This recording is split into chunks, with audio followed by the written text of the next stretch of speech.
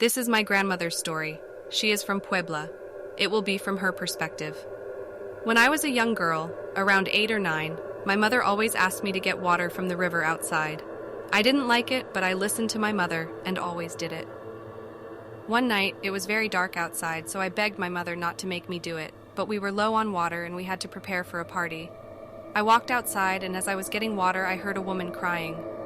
I looked to my right and saw the back of this woman holding her hands in her face, sobbing. I felt bad for her, so I put my bucket down and went up to her and said, "Señora, ¿estás bien?"